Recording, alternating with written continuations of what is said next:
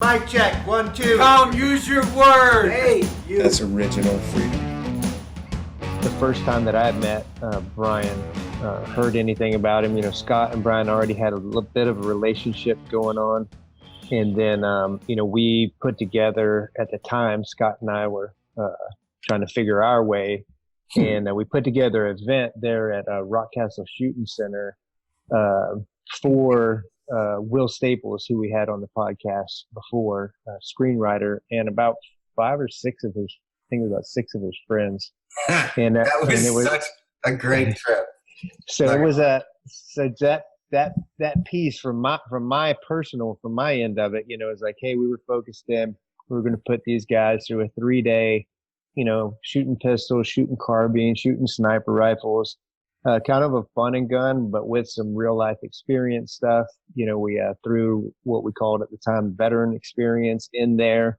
And I thought you called it like the boardroom to battlefield or some shit like that. Yeah, that's what we called that one. Well, actually, that was with a different one. It was the boardroom to battlefield. This one was kind of I don't even think we had a name for it. I think we called it the Will Staples event. Yeah. So Scott said, hey, I got this buddy of mine, Bryan Anderson's going to come, triple-amputee guy. I'm like, fuck yeah, man. Like, awesome. Can't wait to meet him and then be a part of the event. And because all those guys that were there were, the opposite of where we kind of come from. There were screenwriters, writers, all that kind of stuff. And so we did that event, and it was incredible. And from not a social experiment, from my point, I thought it was going to be really, I knew it was going to be really incredible for these guys that really weren't that close to the military, to be with you, and a triple amputee, and to see how they do it. Because most folks, I think it's safe to say most folks have kind of a trouble dealing with someone who's severely injured. I'll just speak for myself. The first time I was around a severely injured guy, it was kind of like, what do I say? What do I do?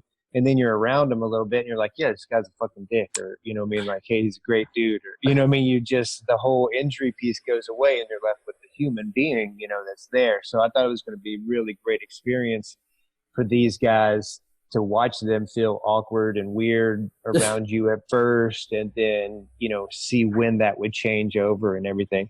But anyway, just setting up that event that we did. And now my question would be like, hey, what was your experience, at that event, because again, it was 3 days. We had a shit ton of fun, it was, and I know in my mindset at that time, and Scott's also, was, we knew how hard you were hitting the road, and all you were doing for others, and when it was a big deal for us when you showed up, that like, yeah, Bryan, you're not going to give any motivational speech. You're not going to do anything. Like, hey, we want you to have fun and experience the event. And so what was your experience of that experience? So I guess I would have to say, between you, Scott, and Magnus, I felt like I was a part of the team again, like the camaraderie. And so that was probably the biggest thing for me. And the fact that you didn't make me feel like I was a participant. You made me feel like I was an instructor or someone there to help these guys too. And like the first time we met with all of them, it was a little awkward, but I think that went away really fast just because of who I am and handled all of that. It was really cool. And then I don't know, I guess my memory sucks. So only like the highlights stick in my head. And to me, that was doing the driving shooting with Magnus driving, and that badass Jeep. That was so awesome and fun. And I don't know. And then when we were sitting there that one night talking about how Hollywood always gets gunfire wrong in the movies and stuff. And so like we had planned secretly to shoot at these guys and understand what it sounds like to get shot at. And I'm like, I knew this was about to happen. And they're like, you want to stay up here? I'm like, no, I want to go down there with them. Why? Who? How? that is messed up, isn't it? Like, oh yeah, I want to go down and get shot at again. Like, come on. But I went down there and blew off some tannerite, and then we start shooting over their heads, and they didn't even know what it was. They're just like standing around like, dude, it kind of sounds like popcorn. I'm like, dude, you're getting shot at. And then they start ducking and like, shot over, not at. Well, right. Yeah. Let's clarify that. We didn't shoot at them. We shoot in their general direction over their heads. But you could still hear like. Oh, 100%. Yeah. It was so, I don't know. I just thought that was fun and exciting. Yeah, man. And for me, it was it was super cool. Like the whole intent was met, because those guys, were feeling awkward around you at first. And then when you were out shooting them with your one good arm and the plastic from your bad arm was flying off and shit, it was, then they were just like, I hate this guy. Like he's got one arm and he's out shooting and we're pushing you around in the wheelchair, on the stress shoot, and it's like, yeah, I hate this guy. He's, so that piece of it. And then for me, like I said, just the highlights, which was super impactful for those guys, because we've mentioned it a few times. You mentioned at Walter Reed, you mentioned it there at that event, of the importance of being around, lack of better words, your peers. But it's much deeper than a peer kind of, I don't really have the right word for it, but like your own kind, who you've been through the same shared experiences with, and then exposing those guys, to our world, somewhat, like you said, with the shooting. But then the one that stands out in my mind, which was super emotional for me at the time, is, we went down in the cave and we did that veteran experience. Oh, that's right.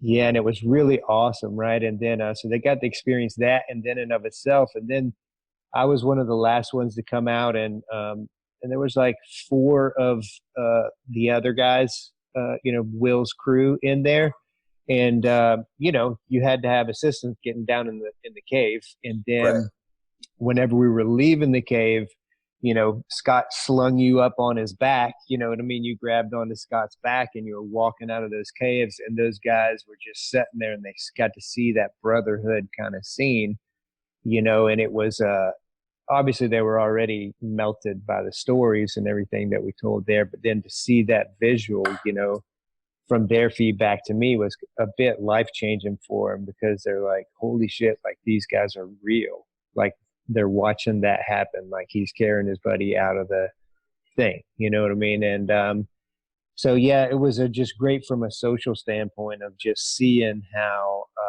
them being open to us and sharing our world with them and all the fun that goes with it. But then also, hey, here's the rest of the story, the price, lack of better words, paid.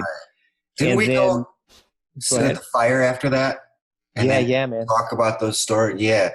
And, like, it's awesome that you say something like that, because that's something, a piece that I never would have pulled out, or like, and that just goes to say, like, you never know what you say or do that will affect other people. And that's why I just try to keep doing what I'm doing, because I never know what I'm going to say or what I'm going to do that's going to help. Just keep doing you, and it's going to just believe that it's helping, kind of thing. I don't know where I'm at. And everybody, no, you're absolutely right. I mean, from my perspective, and man, the whole thing is like, hey, people are always watching, like you said. So just do you. You know what I mean? Be yourself. Be the best that you can be, which no one can be that way all the time. But hey, whenever you can be, people are listening, people are watching, and you never know the impact that you're going to have on them. And that's for everyone. I think, if I remember correctly, that was a very narrow cave. And I think I was on Magnus's shoulders through the NDG shooting part. Like he walked me through and I was on his back shooting. So that was a different event. So was it? Yeah, there was the event. We went down into the cave where we told the war stories down there. Oh, okay. And then we had a cave shoot. Oh, okay. Where we had the target set up. And like you said, Magnus did have you on the shoulders. This is like 8 years ago. Oh, I know, man. It was a good day. But even with all my damn brain damage, it was, there was some events, like you said, some super impactful moments, amidst of all that during that piece. It was super cool. Yeah. And I got to spend time with you and meet you and know who you are and what you are all about. And it was an incredible experience for me personally, And look at this. 8 years later, we're still doing it. Exactly, man. Talking the same shit.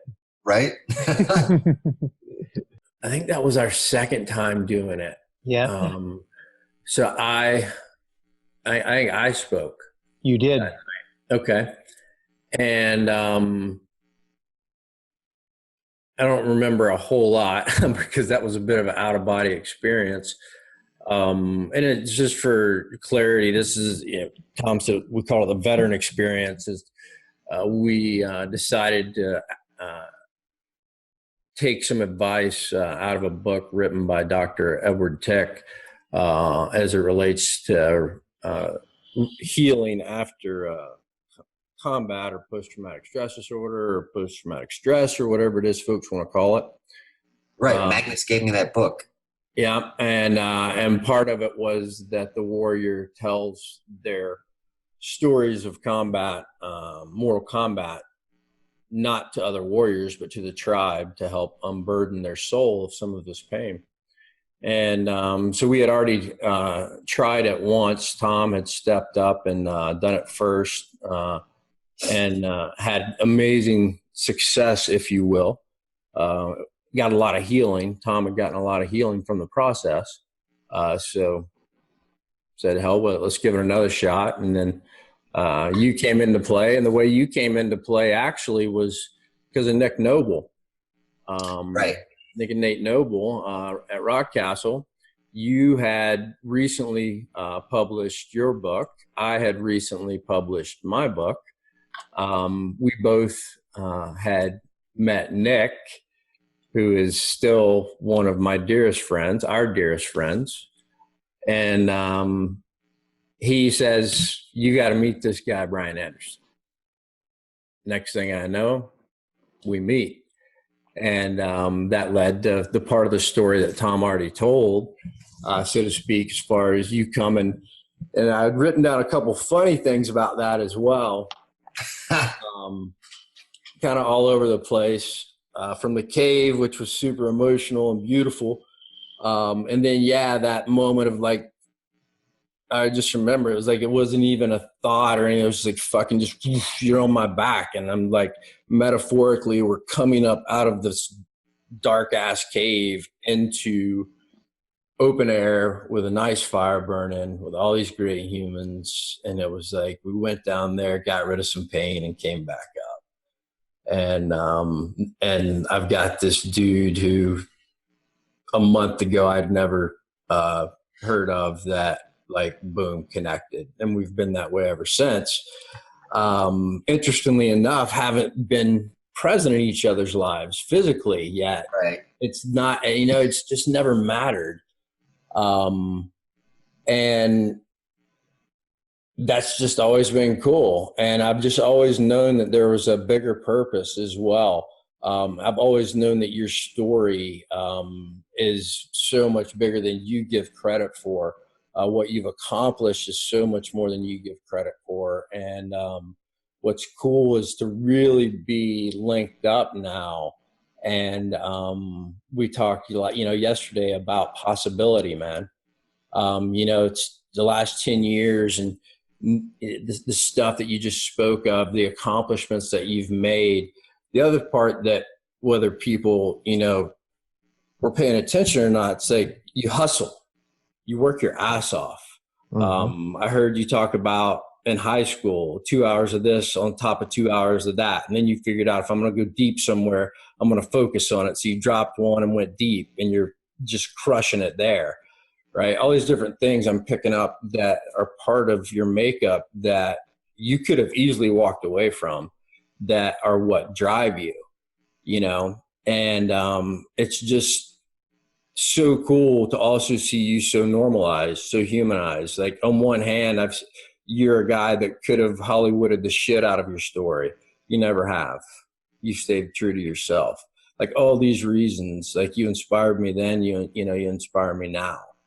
And yeah, man, because it's so big, what you do. And even back then, Tom and I had very little treatment back then, by the way.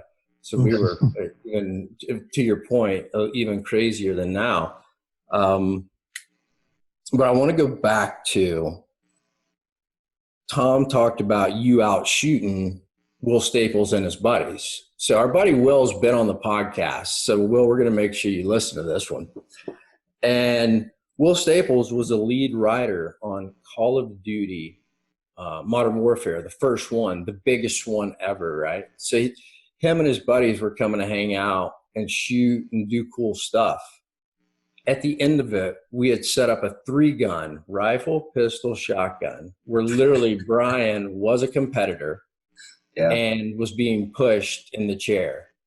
And that's what Tom was talking about. And Bryan freaking beat every one of them with one good hand. So the guy who built one of the most badass shooting games on the face of the planet, or the script for it anyway, and that's who you beat with your one good hand. Yeah. I remember that. One question that came to mind, and you said it early on when telling your story, was just having the choice between depressed or have fun. And it's, to me, like such a simple, I mean, you put it so simply, yet I feel like that's something that people could struggle with on a great, like a huge scale. Oh, absolutely. And you've already displayed it too, as far as like how, that is part of your makeup, where that's not even a discussion of which way you're going to pick. Yet I'm curious to know, how you kind of articulate that to people, how easy that decision could be. I usually just say, look, it's not going to be for everybody, and not everybody thinks this way. But sometimes it is as easy as making a decision, a conscious decision to be a certain way. After I got out, or after, like, while I was in, I was struggling with who I was and what I was going to do with my life and where I was going to be. And I would see other people do certain things or cool things, or things that spoke to me. And I'm like, wow, that's cool. I wish I had that confidence or whatever. I just kind of chose this person, this idea of this person that I was going to be. And then I just started being that person. And maybe in the beginning, it didn't feel like it was me because it was something new and different, but who says that that's not really you? So it was almost like that false confidence of just being this person. You kind of feel like you're faking, but then after you do it for so long and for a while, who says that's not you? Because that is you, and that's what you're doing. Yeah, I think that's the key part of what you're talking about too, is just having what that aspiration is. And like the time it took you to figure out who that person is that you wanted to strive to be, and that kind of thing. And that could be something that people do struggle with, but that's the cool thing to hear you say is working towards that. But not only working towards that, yet knowing what that picture looks like. And I didn't always know it. It grew and changed over time, because everything changes. But I had an idea. Like, I knew that I didn't want to be a shitty person. I didn't want to put people down. I didn't want to be a degenerative and hurt our country. I knew I wanted to help people. I knew I wanted to make people believe in themselves. And I knew that I wanted to. And so, like, that was like literally the building blocks. And I built from there into who I've become, if that makes sense. Yeah, man. That's awesome. I think it's awesome that you just laid out something that's definitely been a part of my path, which is sometimes just figuring out. Sometimes I've had to figure out what I'm not, who I'm not, what I don't like first. And then as a byproduct, what I do want begins to fall out, or at least those choices, get fewer and fewer, to where I can get some clarity around what it is. Right. And then you have fewer, and you can start trying them. And if that doesn't work, you just go to this one. And all right, I don't like that. I don't want to be that person. You be this guy. And then you try that. And then if that doesn't work, you go to the next. Like, there's no set time for you to do it in. there's no, like, you can change tomorrow. You could change every day if you wanted, be a different person. I mean, that's kind of why I like being an actor, but yeah, like it's don't limit yourself. You could be who you want to be. Limitless, man. You just nailed it right there. Like, that's what we're in the beginning. It's like more powerful humans, original freedom. You are absolutely a totally free human in so many ways that you've always maintained, from my perspective, in so many areas of your life. You're at choice. You know, it's, I'm sure there's, like, you said, you have bad days. We all do. Yet, like, you've chosen to, for example, you're like, life would be simpler, at least with my interpretation, if I didn't have everything in the world altered to fit the fact that I only have one good limb. I'm just going to learn to operate in a world that's always the same. See, you just fucking rolled through life. You like, nah, you've never asked anyone to change. I remember first being in your presence and watching the strength you had and your skill. Also some funny shit, like watching you come out of your chair onto one prosthetic hand, one good hand, into a handstand, walking on a prosthetic and a good hand, and flipping up to a chair to probably at times sit down and have a smoke and a beer, right? So who the fuck is this guy? He just the energy, you know, that you have, and then to hear you explain it, which is that you still just choose. You really are living, at least what I believe, to thine own self be true. You're like, I don't give a fuck what you think I am or should be. I'm going to invent, I'm going to manifest into reality this version of me that I dig more than anything in the world. And that's what you continue to do. If you want to find Bryan on social media, if you want to find him just on the internet, as far as a lot of the different things he has out there, I know he's got a great website and some other following. Bryan, can you give us a rundown on how folks can find you? The website's www.andersonactive.com. My Instagram is Bryan6744. And my Facebook would just be my name, Bryan Anderson, Bryanandr. Yeah, so that's Bryan with a Y. Bryan with a Y and an O in Anderson. And there's 2 pages. There's fan page, personal page. Quick plug for the book as well. Oh, No Turning Back. You can get it on Amazon, Barnes & Noble. Usually the bookstores are pretty much sold out. I would say the best place to get that would be on Amazon. Bryan, I want to thank you so much for giving us your time today. As always, an inspiration to me and to us, no doubt, the way you've lived your life. Man, the part where you just laid it out when you said, I'm going to be who I want to be. And I'm going to have that vision, and I'm going to live my way into it. And that really lays out looking at what's possible, having the courage to take the steps necessary to achieve that vision. Make sure the vision is believable. And no doubt, once the work is put in, the highs and the lows will come. And at some point, that vision will be made a reality, and you will have created what it is you have chosen to be. Bryan, man, thanks for giving us an amazing version of how that's done. Thank you for the service that you gave to our nation. Thank you for the service that you continue to give to literally mankind through sharing your story of perseverance, and for being an absolute beacon of hope for me and many others. I value you, you and our friendship. I look forward to this road together. Thanks for being with us here on the Original Freedom Podcast. It's all about power. It's all based in love. Make sure you take a hard look in the mirror, control what you can, your mind, your thoughts, nothing more, nothing else. Face the fear, walk with courage, and we'll see you next time here on the Original Freedom Podcast.